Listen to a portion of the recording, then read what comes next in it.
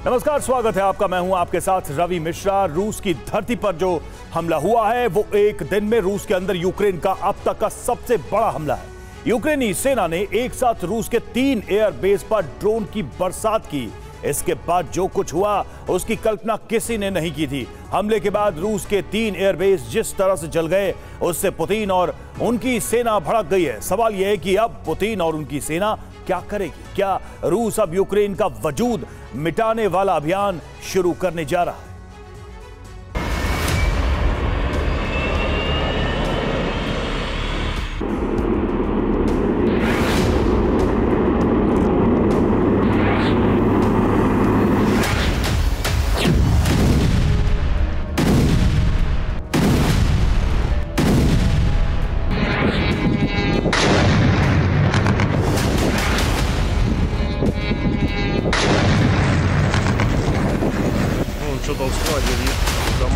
रूस की धरती पर बहुत बड़ा अनिष्ट हो गया है।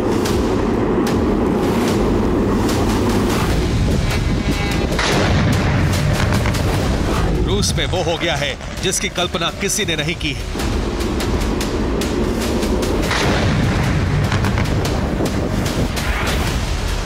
ज़ेलेंस्की सेना ने रूस के 3 शहरों में बहुत बड़ा विस्फोट कर दिया है।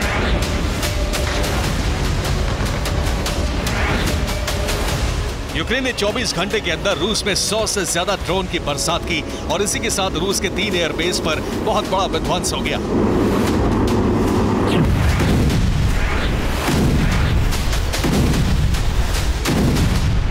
रूसी सेना पिछले कई दिनों से यूक्रेनी शहरों का दहन कर रही थी। अब यूक्रेन ने इसका बड़ा बदला ले लिया है। यूक्रेनी सेना ने अपने ही ड्रोन से रूस की धरती पर अब तक का सबसे विनाशक हमला कर दिया।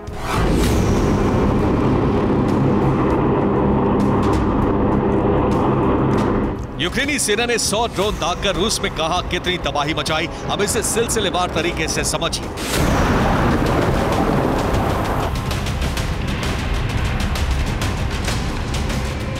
आधी रात रोस्टोव के मोरोजोवस्क एयरबेस पर इसी तरह एक के बाद एक कई ड्रोन विस्फोट हुए।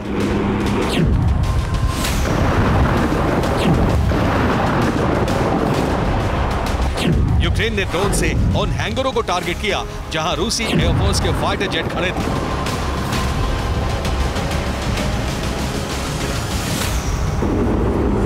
यूक्रेनी फोर्स ने रोस्टोव के मोरोजोवस्क एयरबेस पर 60 से ज्यादा ड्रोन दागे। ताबड़तोड़ विस्फोट से न सिर्फ एयरबेस को बड़ा नुकसान पहुंचा बल्कि पूरा रोस्टोव शहर दहल गया।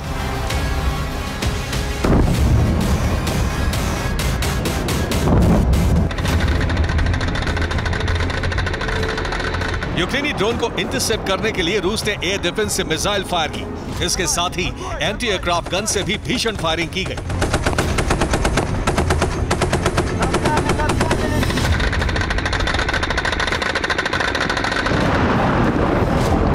रूसी रक्षा मंत्रालय का दावा है कि उसने सिर्फ रोस्टोव में ही यूक्रेन के 40 ड्रोन को इंटरसेप्ट कर लिया, लेकिन 20 ड्रोन ने अपने टारगेट को हिट किया। यानी 20 ड्रोन ने मोरोजोवस्क एयरबेस पर एक के बाद एक 20 धमाके किए।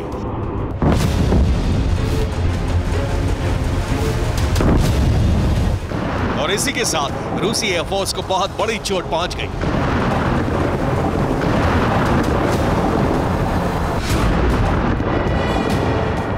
रोस्टोव में यूक्रेन ने रूस की ऑयल डिपो पर भी हमला किया। आसमान से एक के बाद एक कई ड्रोन गिरे। उसके बाद क्या हुआ इसका प्रमाण तस्वीरें दे रही हैं।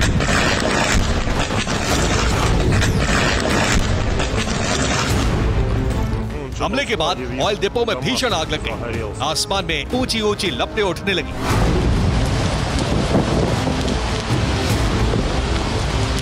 इस दृश्य को जिस किसी ने भी देखा वो दंग रह गया। कुछ ही देर में पूरा ऑयल डिपो जलकर खाक हो गया।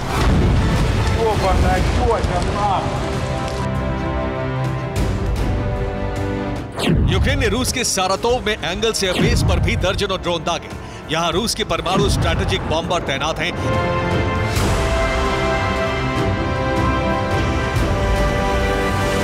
रूस ने पिछले 3 दिनों में इन्हीं बॉम्बर से यूक्रेन पर क्रूज मिसाइलों की बरसात की थी।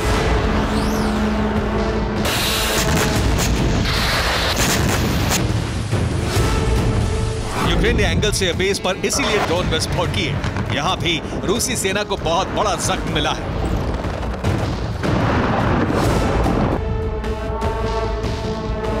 रूस के क्रास्नोदार में भी आधी रात को इसी तरह कई विस्फोट हुए।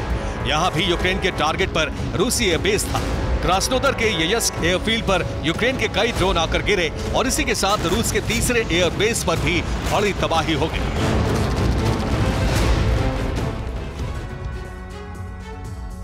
और यूक्रेन के हमले में किस एयरबेस पर यूक्रेन को कितना नुकसान हुआ है, अब इसे समझिए। रोस्तोव के मोरोजोवस्क एयरबेस पर जिस वक्त हमला हुआ उस वक्त वहां रूस के 12 सुखोई 24, 12 सुखोई 24M और 16 सुखोई 34 लड़ाकू विमान खड़े थे। रिपोर्ट्स के मुताबिक यूक्रेन के ड्रोन हमले में रूस के 8 विमान तबाह हो गए, जबकि 6 विमानों को नुकसान पहुंचा है। सारातोव के एंगल्स एयरबेस पर रूस के स्ट्रैटेजिक परमाणु बॉम्बर खड़े थे। बताया जाता है कि 16 Tu-95, 6 Tu-22 और 9 Tu-160M बॉम्बर तैनात थे।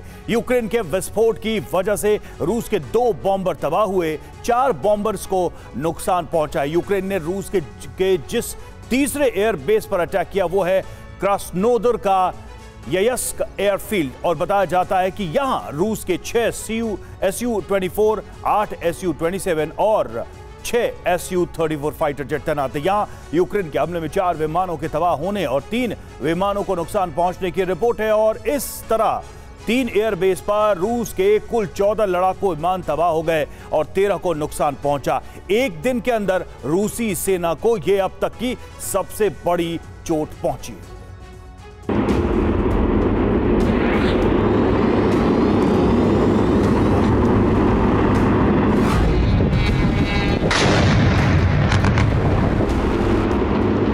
यूक्रेन ने आधी रात को जो हमले किए वो अपने स्वदेशी ड्रोन से किए। इस ड्रोन को यूक्रेन ने युद्ध शुरू होने के बाद खुद ही विकसित किए हैं। इस ड्रोन का नाम है फैल्कन 300।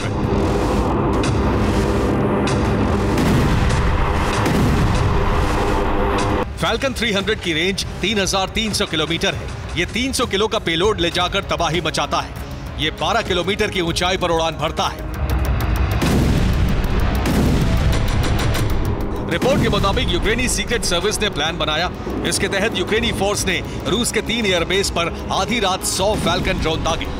रूस का दावा है कि उसने 53 ड्रोन इंटरसेप्ट कर लिए, लेकिन बाकी ड्रोन ने 3 एयरबेस पर बहुत बड़ा विध्वंस कर दिया।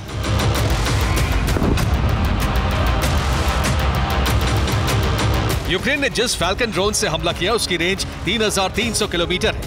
इस ड्रोन की जद में रूस के वो 3 शहर आते हैं जहां यूक्रेन ने हमला किया। यूक्रेन ने रोस्तोव में खार्किव से हमला किया। खार्किव से रोस्तोव की दूरी 550 किलोमीटर है। सारातोव के बेस पर भी यूक्रेन ने खार्किव से ही हमले किए। खार्किव से सारातोव की दूरी 880 किलोमीटर है, जबकि यूक्रेन ने क्रास्नोदर में हमला मारियोपोल से किया। मारियोपोल और क्रास्नोदर की दूरी 456 किलोमीटर है। यूक्रेन के हमले में रूसी सेना को बहुत बड़ा नुकसान हुआ है। इससे क्रेमलिन बौखला गया है। पुतिन सेना का प्रतिशोध शुरू हो गया है। खार्किव से लेकर कीव तक विनाश की नई लहर शुरू हो गई है। यूक्रेन ने रूस के 3 एयरबेस पर तबाही मचाई तो रूस ने खार्किव में बहुत बड़ी एयर स्ट्राइक कर दी।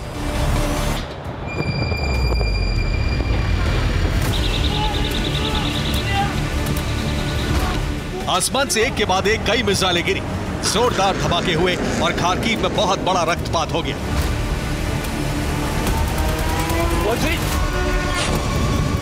रूस की मिसाइलें रिहायशी इलाके में आकर गिरी। खार्किव की कई इमारतें तबाह हो गई। हमले में 4 लोग मारे गए, 12 लोग घायल हैं।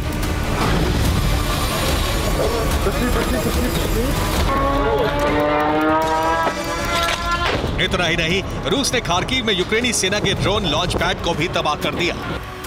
यह रूसी प्रतिशोध की शुरुआत भर है। विनाश का असली और सबसे बड़ा बवंडर अब आएगा। आधी रात को पुतिन सेना ऐसा आक्रमण करेगी कि यूक्रेनी सेना आत्मसमर्पण को मजबूर हो सकती है। Bureau report, TV9 Bharatvarsh. रूस पर हुए हवाई हमले को लेकर लेटेस्ट अपडेट है। क्षतिग्रस्त विमान की आग बुझाने का काम जारी है। 14 फाइटर जेट अभी भी झुलस रहे हैं, ये जानकारी सामने आ रही है।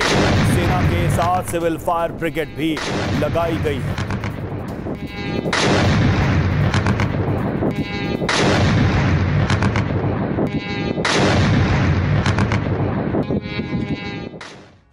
वहीं यूरोप में एक और युद्ध शुरू होने का अंदेशा बढ़ गया और इस दफा रूस से स्वीडन टकरा सकता है, क्योंकि स्वीडन ने बाल्टिक सागर के बीचों बीच अपने एक आइलैंड पर नेटो मिलिट्री बेस बनाने का फैसला किया है। स्वीडन के इस फैसले से रूस तमतमाया हुआ है। अगर ऐसा हुआ तो रूस का कारोबारी रूट ब्लॉक हो जाएगा और ऐसा पुतिन हरगिज नहीं होने देंगे। यानी स्वीडन पर रूस हमला कर सकता है, लेकिन स्वीडन यूक्रेन की तरह अकेला नहीं पड़ेगा, बल्कि उसके पीछे नेटो सेना होगी। यानी रूस का टकराव अब नेटो से हो सकता है, जिससे यूरोप में भारी तबाही मच सकती है।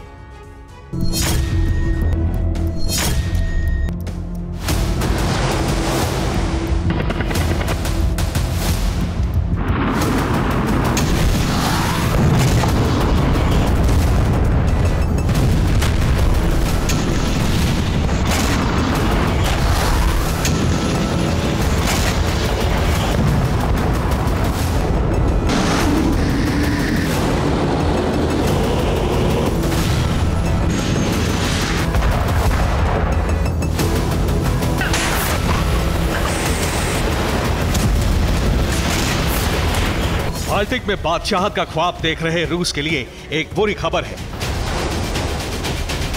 जिसके बाद बाल्टिक में युद्ध के शोले भड़क सकते हैं।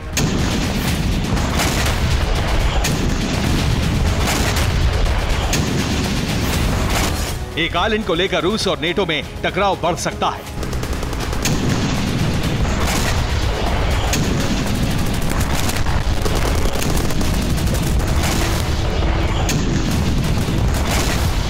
हालात इतने गंभीर हो सकते हैं कि रूस स्वीडन पर हमला कर सकता है।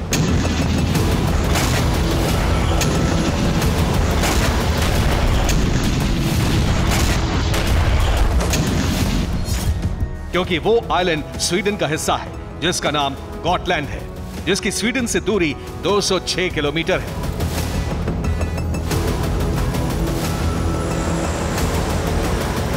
अब स्वीडन ने नेटो से कहा है कि गॉटलैंड पर नेटो बेस बनाए, जिससे रूस की बाल्टिक में एंट्री को पूरी तरह रोका जा सके।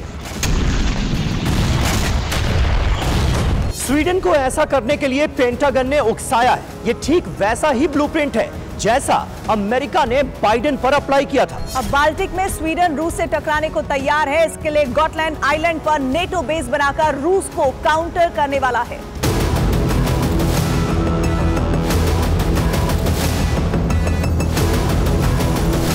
रूस का वर्चस्व घटाने के लिए बाइडेन ने जो प्लान बनाया है, उसमें ब्लैक सी के बाद बाल्टिक में मजबूत किलेबंदी की जा रही है।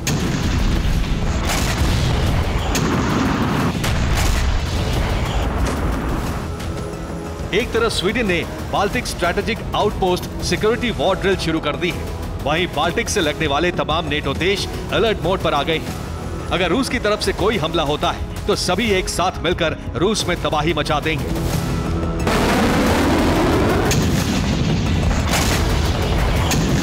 दरअसल फिनलैंड और स्वीडन के नेटो में शामिल होने के बाद से बाल्टिक से लगे सारे देश नेटो में जा चुके हैं और सदस्य बन जाने के बाद नेटो आर्टिकल 5 के जरिए उन देशों पर हमले का जवाब दे सकता है।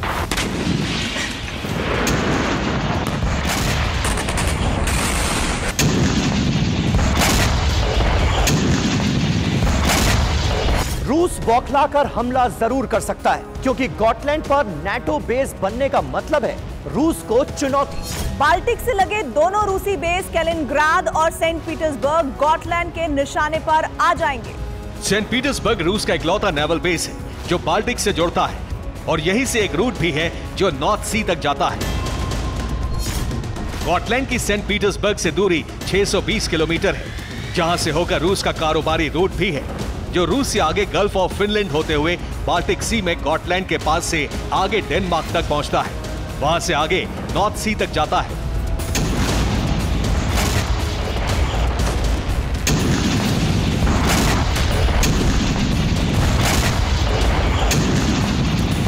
लेकिन अब नेटो इस रूट को ब्लॉक करके रूस को सीधी चुनौती दे रहा है।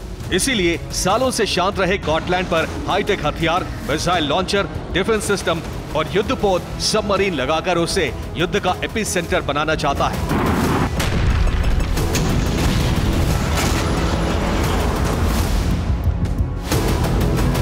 इसके लिए बाल्टिक में नेटो ने ऑपरेशन शुरू कर दिया है। डिफेंडर ड्रिल की जा रही है। इस दौरान डेनमार्क के युद्धपोत का हार्पून मिसाइल सिस्टम एक्टिवेट हुआ, लेकिन मिसाइल फायर नहीं हुई। युद्धपोत में विस्फोट का खतरा हो गया, जिससे बाल्टिक का समुद्री इलाका 6 घंटे के लिए बंद रहा।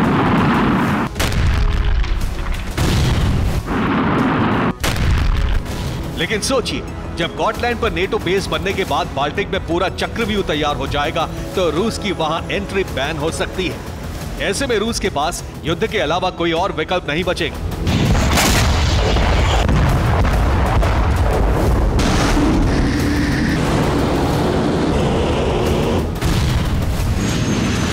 यानी बाल्टिक धधकेगा, जिसका वॉर सेंटर गॉटलैंड होगा।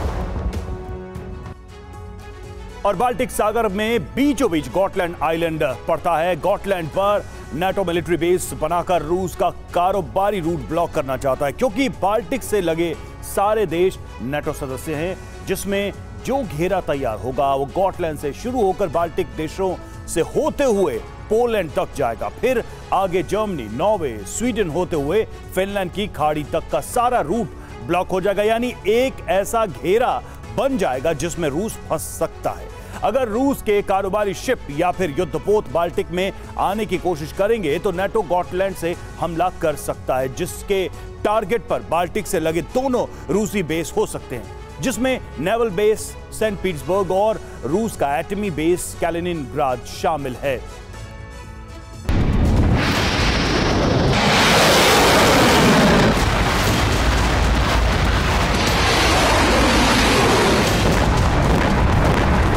बाल्टिक में नेटो की बढ़ती ताकत को देखते हुए 2 दिन पहले रूस ने एक बड़ा फैसला लिया।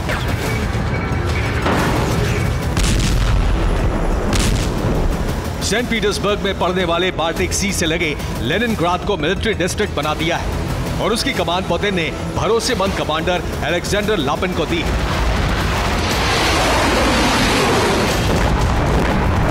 जिससे युद्ध की स्थिति में वहां से बाल्टिक पर निगरानी रख सके।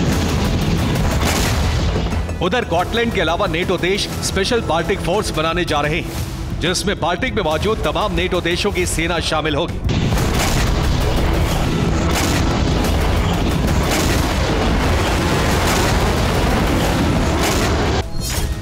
जबकि कमांड सेंटर गॉटलैंड बनाया जाएगा, जिसे 2015 में स्वीडन ने प्राइमरी बेस बनाया था।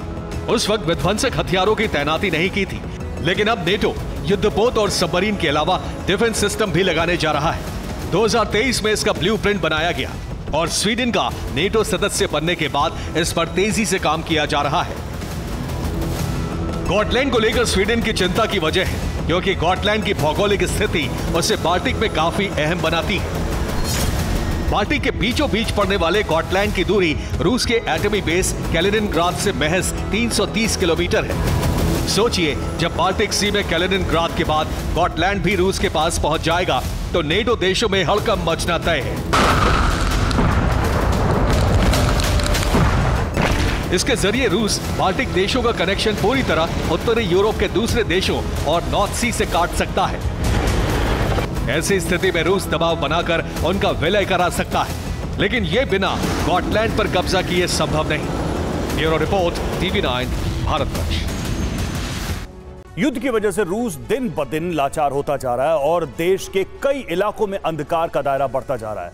इसकी सबसे बड़ी वजह है यूक्रेन की ड्रोन शक्ति और ज़ेलेंस्की की नई युद्ध नीति, जिसके तहत रूस की तेल रिफाइनरी, तेल डिपो, गैस पाइपलाइन और इंफ्रास्ट्रक्चर को टारगेट किया जा रहा है। एक तरफ ड्रोन से ताबड़तोड़ प्रहार हो रहे तो दूसरी तरफ पश्चिमी देशों के प्रतिबंधों की वजह से रूस अपनी रिफाइनरी की मरम्मत नहीं कर पा रहा है। रूस को जरूरी उपकरणों की सप्लाई नहीं हो पा रही है। रूस की चिंता इसलिए बढ़ गई है क्योंकि यूक्रेन ने अब 1000 किलोमीटर की रेंज वाले ड्रोन बना लिए।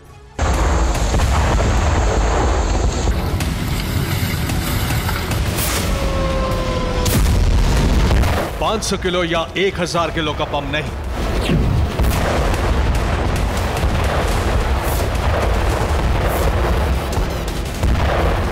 स्कंदर या ज़िरकॉन जैसी मिसाइल भी नहीं,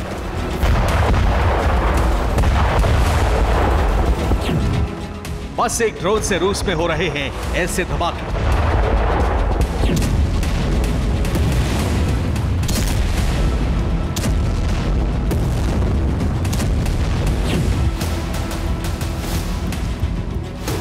यूक्रेन के ड्रोन ऑपरेटर्स ने सिर्फ रिमोट से तोड़ा है रूसी एयर डिफेंस हैंडलर्स का गुरूर।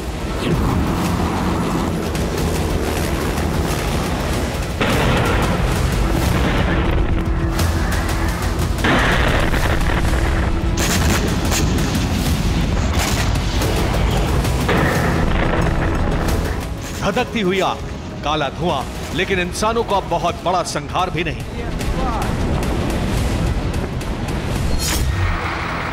यूक्रेन के इस वॉर प्लान ने रूस को भीतर से खोखला करना शुरू कर दिया है।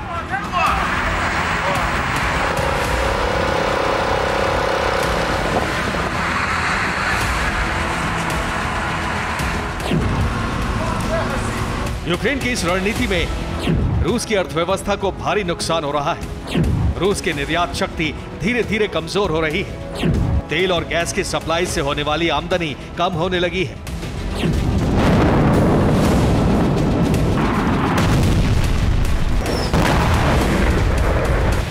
यूक्रेन के पास इस वक्त हथियारों की भारी किल्लत है। ना एयर डिफेंस की मिसाइलें हैं, ना आर्टिलरी के लिए गोला बारूद। लेकिन मुश्किल हालात में यूक्रेन की सबसे बड़ी ताकत बना है ड्रोन।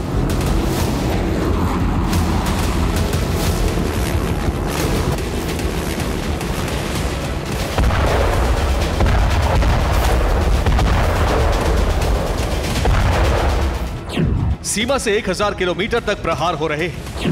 S-400 जैसे एयर डिफेंस नाकाम साबित हुए। तेल का भंडार कुछ घंटों में नष्ट हो गया। रिफाइनरी हमेशा के लिए बंद कर दी गई। यूक्रेन के घातक ड्रोन्स ने वो कर दिखाया है जो ब्रिटिश मिसाइलें नहीं कर सकी।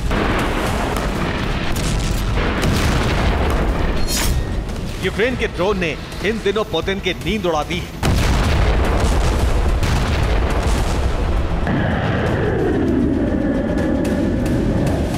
दुनिया में S-400 एयर डिफेंस की क्षमता सवालों में घिरने लगी है।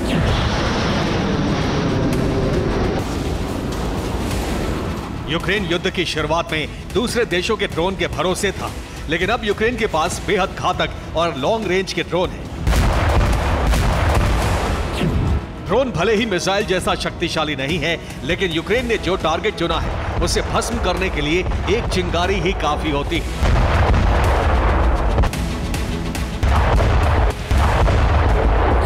यूक्रेन के ड्रोन से बड़े धमाके और रूस को बहुत बड़े नुकसान की वजह है यूक्रेन की रणनीति।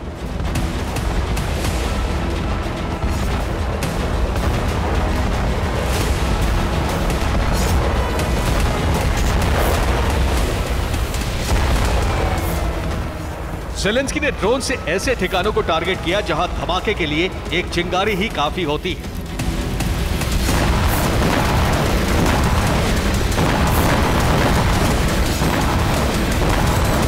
Oil refinery, gas pipeline, aircraft factory, air defence factory, Moscow के एयरपोर्ट। तेल के जिन ठिकानों पर एक छोटी सी चिंगारी से धमाका हो सकता है, वहां 15 से 20 किलो के विस्फोटक से धमाका बड़ी तबाही ला रहा है।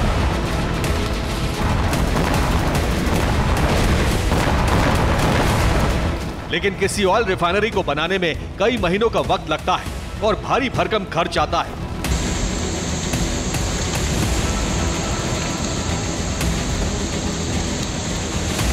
कई रिफाइनरी में प्रोडक्शन को कम करना पड़ता है। लुकायल रिफाइनरी का प्रोडक्शन 40% कम हो गया है। प्रतिबंधों की वजह से रिफाइनरी की मरम्मत मुश्किल है। रूस रिफाइनरी के लिए जरूरी उपकरण नहीं खरीद सकता है।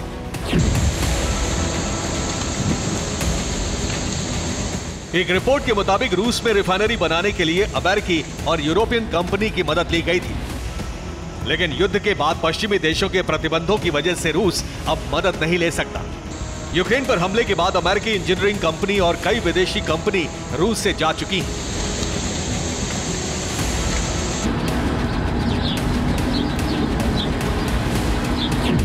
आगे बढ़ने से पहले आपको इस वक्त रूस की सबसे बड़ी कमजोरी और यूक्रेन की सबसे बड़ी ताकत के बारे में बताते हैं।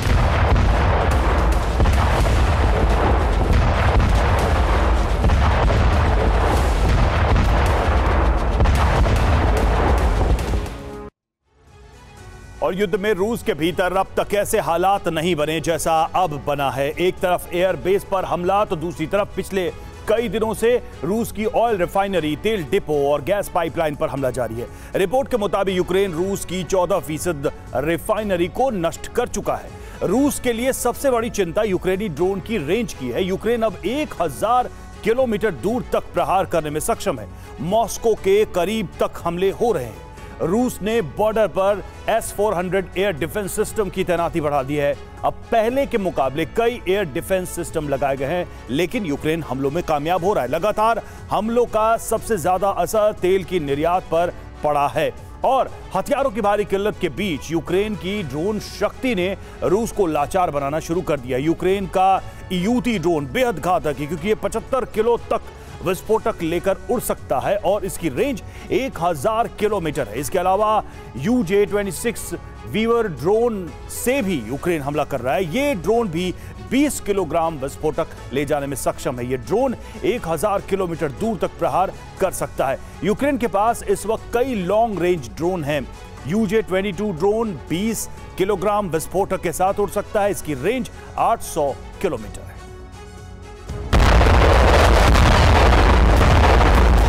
रूस के लिए सबसे बड़ी चिंता की बात यूक्रेनी ड्रोन की रेंज है।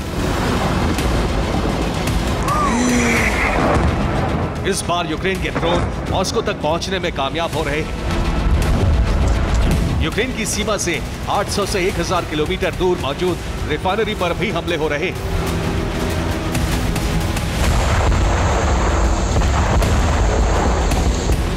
एक रिपोर्ट में दावा किया जा रहा है कि यूक्रेन रूस की कुल रिफाइनरी में से आधे को भस्म कर चुका है।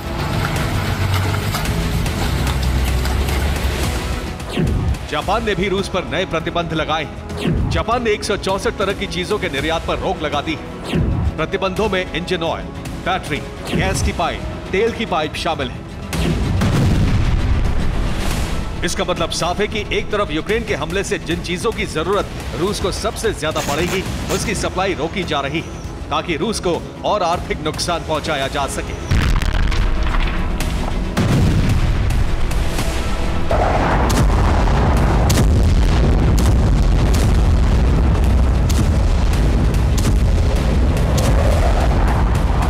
नेटो ने ऐलान किया है कि रूस के अहम सेक्टर पर हमला करने के लिए यूक्रेन को हथियार दिए जाते रहेंगे।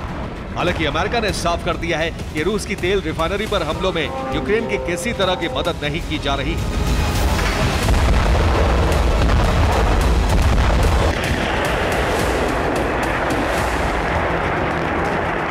रूस के एयर डिफेंस की तैनाती बढ़ने के बाद यूक्रेन के कई ड्रोन गिरा दिए गए, लेकिन यूक्रेन की कामयाबी का सिलसिला थमने का नाम नहीं ले रहा है।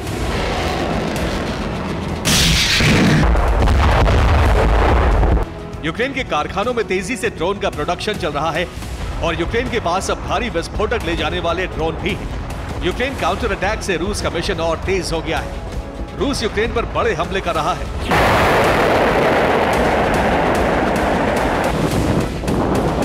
2 साल से अधिक समय के इस युद्ध में दोनों सेनाएं एक दूसरे के हथियार गोदाम और ठिकानों पर प्रहार कर रही थी, लेकिन अब ऐसा दौर आया है जब रूस की अर्थव्यवस्था की रीढ़ कहे जाने वाले तेल और गैस के ठिकानों पर प्रहार शुरू हुआ है। Bureau report, TV9 Bharatvarsh. और एक बड़ी खबर है, अमेरिकी खुफिया एजेंसी का बड़ा दावा है इजराइल पर हमला कर सकता है ईरान। इजराइल के कई शहरों में GPS सर्विस बंद। तो बड़ी जानकारी, अमेरिकी खुफिया एजेंसियों का बड़ा दावा है इजराइल पर बड़ा हमला कर सकता है ईरान और इजराइल के कई शहरों में GPS सर्विस बंद है।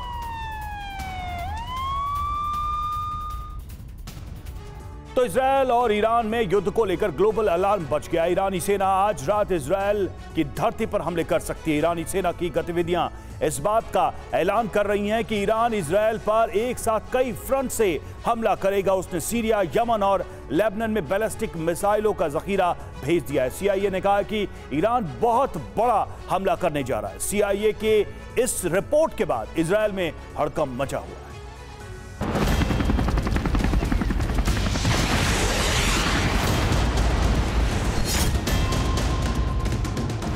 अरब में तीसरे विश्व युद्ध का महाविस्फोट होने जा रहा है।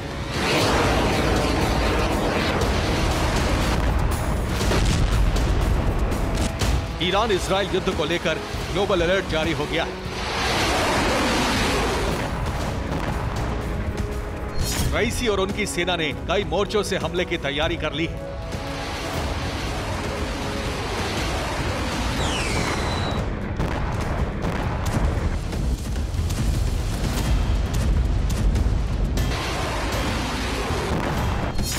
और 48 घंटे के अंदर इजराइल की धरती पर बहुत बड़ा विस्फोट होने वाला है।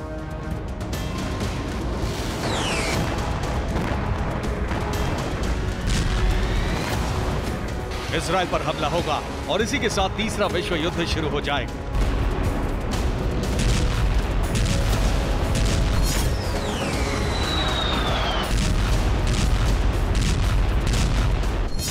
अमेरिकी खुफिया एजेंसी CIA ने अपनी रिपोर्ट में कहा है कि ईरान 48 घंटे के अंदर इजराइल पर हमला कर सकता है।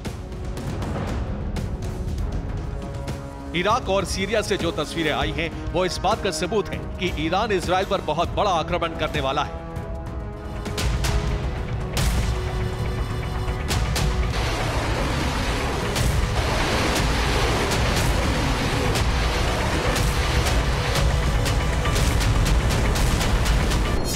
ईरान ने सीरिया में बड़े पैमाने पर हथियार और मिसाइलें पहुंचा दी। इतना ही नहीं, इराक में ईरानी हथियारों का काफिला देखा गया है। हथियारों का जखीरा भेजा जा चुका है। सेना और मिसाइलों की तैनाती हो चुकी है।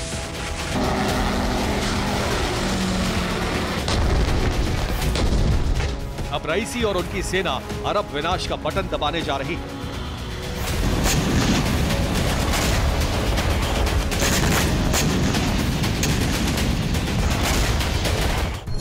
ईरान ने इजराइल पर एक साथ कई फ्रंट से हमला करने की तैयारी कर ली है। ईरान सीरिया से गोलन हाइट्स पर हमला कर सकता है। सीरिया में हथियार इसीलिए भेजे गए। यमन से भी इजराइल में विस्फोट हो सकते हैं। ईरान हूती से हमले करवा सकता है। इसके अलावा रईसी ने लेबनान फ्रंट को भी एक्टिवेट कर दिया है। लेबनान से ईरान की सबसे बड़ी प्रॉक्सी हिजबुल्लाह इजरायली शहरों को दहला सकता है। इसके अलावा ईरान अपनी धरती से भी लंबी दूरी की मिसाइलें दाग सकता है।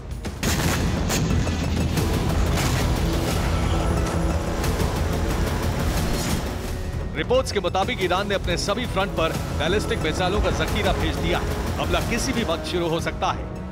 CIA के अलर्ट के बाद इजराइल में खलबली मची हुई है।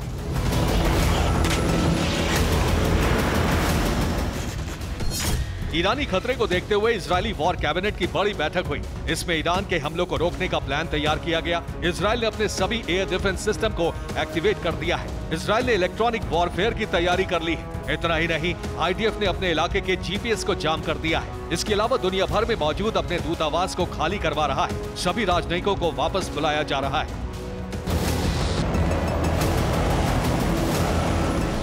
इजरायली सेना ने भी बयान जारी कर कहा है कि ईरान बैलिस्टिक मिसाइलों से किसी भी वक्त हमला कर सकता है।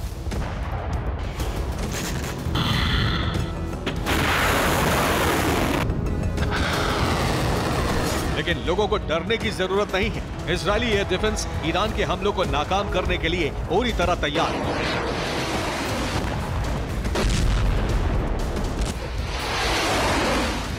एक तरफ ईरान इजराइल पर हमले की तैयारी कर रहा है, तो दूसरी तरफ आतंकी संगठन अल अदल ने उसकी मुसीबतें बढ़ा रखी। अल अदल ने ईरान में लगातार दूसरे दिन भी कई धमाके किए। अल अदल ने दक्षिण पूर्वी ईरान के 4 शहरों में कई हमले किए। अल अदल के हमलों में 10 ईरानी सैनिक और 28 नागरिक मारे गए हैं। ईरानी इंटेलिजेंस एजेंसियों को रिपोर्ट मिली है कि इन हमलों के पीछे इजरायली खुफिया एजेंसी मोसाद का हाथ है। वही ईरानी धरती पर आतंकी हमले करवा रहा है। इस बात से भड़का ईरान इजराइल पर महाप्रहार करने जा रहा है।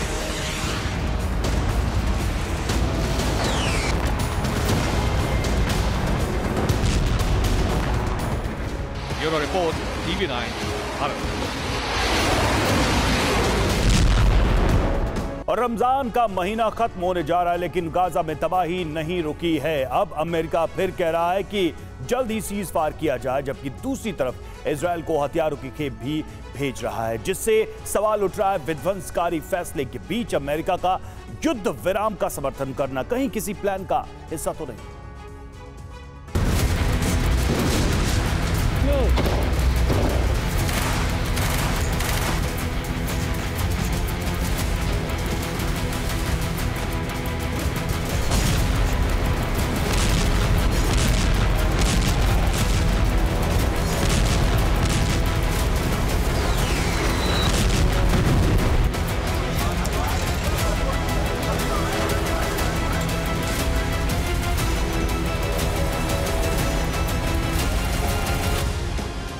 माह रमजान में इतनी तबाही, इतना विध्वंस।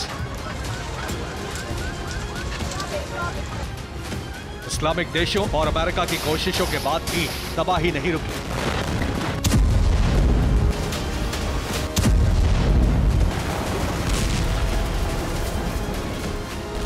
एक तरफ गाजा में बमबारी जारी है, दूसरी तरफ अल-अक्सा में आईडीएफ ने आंसू गैस के गोले दागे। यानी नेतन्याहू का फरमान है कि कितना भी खून खराबा हो, ये विध्वंस रुकना नहीं चाहिए। अल-अक्सा मस्जिद पर नमाज के लिए आए लोगों की पुलिस से भिड़ंत हो गई। ये उसी की तस्वीरें हैं। तबाही का दायरा इतना ज्यादा है कि राहत सामग्री लेने पहुंचे लोगों पर भी गोलियां बरसाई गई। इस वीडियो में देखिए, जब पैराशूट से खाने पीने की चीजों के पैकेट गिराए गए तो उन्हें लेने के लिए फिलिस्तीनी पहुंचने लगे। इतने में उन पर गोलियां बरसा दी गई। एक एक करके कई लोगों को मौत की नींद सुला दिया गया। इसके अलावा अमेरिका का दोहरा रवैया भी सामने आया है। एक तरफ तुरंत युद्ध विराम लगाने के लिए इजराइल पर दबाव बना रहा है। अमेरिकी प्रेसिडेंट जो बाइडेन ने इजरायली पीएम नेतन्याहू से फोन पर 40 मिनट बात भी की, जिसमें बेंजामिन नेतन्याहू से कहा, युद्ध विराम का ऐलान जल्द होना चाहिए। गाजा में बेकसूरों पर हमले तुरंत रोके जाएं। इस काम में देरी बंधकों की जिंदगी पर भारी पड़ सकती है। अमेरिका युद्ध विराम के लिए भी कह रहा है। वहीं दूसरी तरफ अमेरिका ने विध्वंसक बमों की खेप भेजने का ऐलान कर दिया है। अमेरिका 1000 MK-80 और 1000 MK-82 बम की खेप भी भेज रहा है।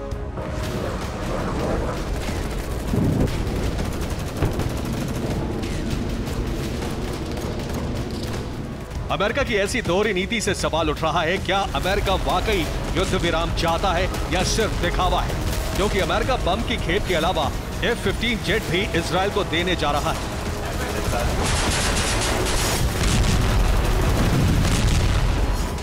कहीं ऐसा तो नहीं अमेरिका इजराइल मिलकर किसी बड़ी तबाही की तैयारी में है? अगर ऐसा हुआ तो मिडिल ईस्ट का युद्ध का एपिसेंटर बनना तय है, जहां से युद्ध की चिंगारी पूरे यूरोप तक फैल सकती है।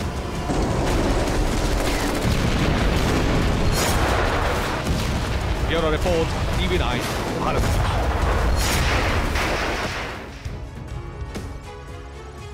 और हूती का क्रोध अब और बढ़ गया है। हूती ने अमेरिका, ब्रिटेन और इजरायल को गंभीर अंजाम भुगतने की धमकी दी है। हूती ने गुरुवार को एंटी शिप मिसाइल से हमले की शुरुआत भी कर दी। हूती का हमला नाकाम रहा, लेकिन भविष्य में तेज रफ्तार से हमले की आशंका ने अमेरिकी नेवी को और अधिक सतर्क रहने पर मजबूर कर दिया है। हूती ने यमन में अमेरिका के हवाई हमलों को नाकाम करार देते हुए आंकड़े जारी कर दिए।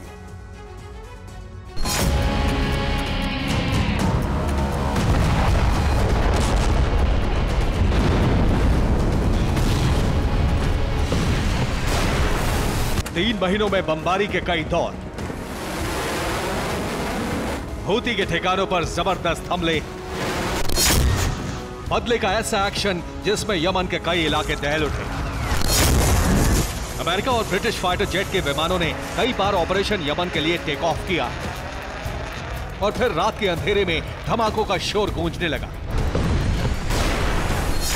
खासतौर से तब जब हूती विद्रोहियों के मिसाइलों ने लाल सागर में धमाके किए।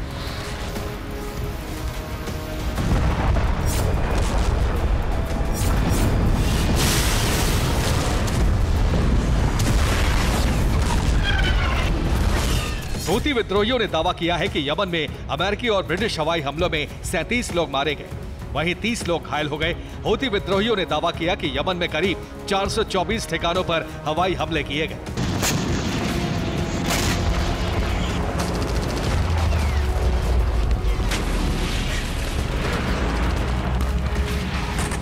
हूती के नेताओं के मुताबिक यमन की सेना ने भी अमेरिका को माकूल जवाब देने की कोशिश की है। यमन की सेना ने अमेरिका के खिलाफ 34 ऑपरेशन लॉन्च किए। सिर्फ 30 दिनों में यमन आर्म फोर्स के हमलों से इजराइल, अमेरिका और ब्रिटेन को कई बार बड़े नुकसान का सामना करना पड़ा है।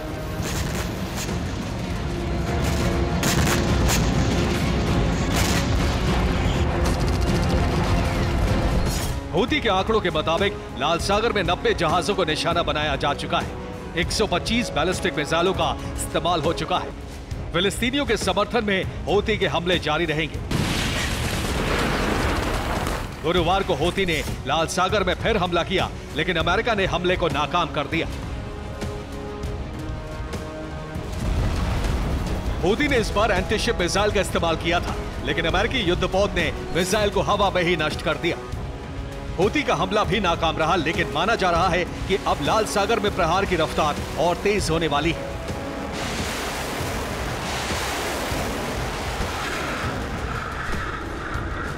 इसकी एक वजह गाजा में इजरायल का तेज होता प्रहार है, तो दूसरी तरफ हूती अल-अक्सा में प्रतिबंध का प्रतिशोध भी लेने जा रहा है।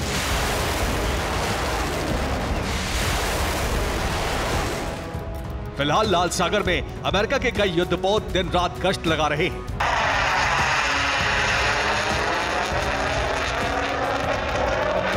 और यमन से आने वाले हर ड्रोन और मिसाइल को हवा में ही नष्ट कर देने की मुकम्मल तैयारी है।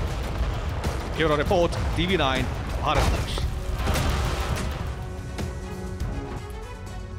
ताइवान और हिंद प्रशांत क्षेत्र के अपने सैन्य बेस पर मंडराते चीन के खतरे से निपटने के लिए अमेरिका ने मिसाइल प्लान तैयार कर लिया है। अमेरिका के इंडो पैसिफिक लैंड फोर्सेस के कमांडर ने कहा कि अमेरिका मीडियम रेंज मिसाइल तैनात करने जा रहा। अमेरिका के इस ऐलान के बाद चीन ने नए एयर डिफेंस सिस्टम की तैनाती तेज कर दी।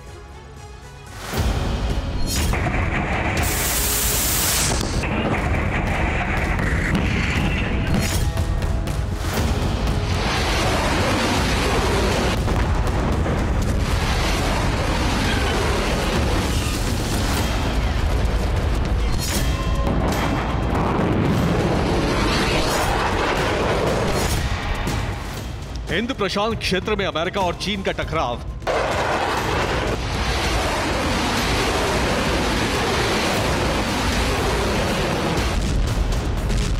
ताइवान और अपने सैन्य बेस की सुरक्षा में अमेरिका का बड़ा सामरिक कदम।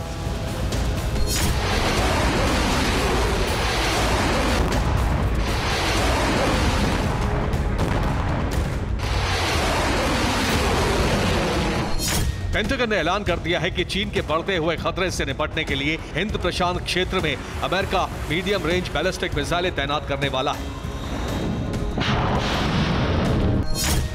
अमेरिका की इंडो पैसिफिक लैंड फोर्सेस के कमांडर जनरल चार्ल्स फ्लिन ने कहा है कि चीन के आधुनिक मिसाइलों से निपटने की तैयारी जरूरी है।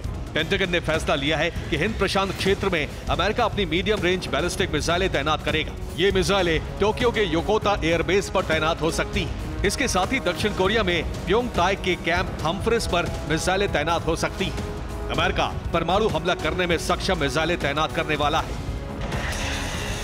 ताइवान पर चीन जल्द से जल्द कब्जा चाहता है और भूकंप आने के बाद भी चीन ने अपनी विस्तारवादी हरकतें बंद नहीं की हैं।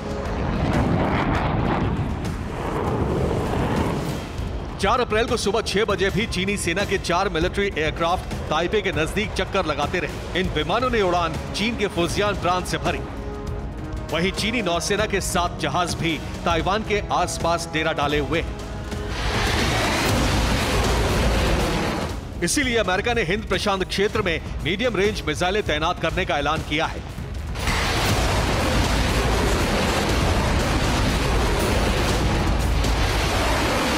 अमेरिका के इस फैसले के बाद पीएलए भी एक्शन मोड में आ गया है। चीन ने अपने तटीय इलाकों में नए एयर डिफेंस सिस्टम की तैनाती बढ़ा दी है।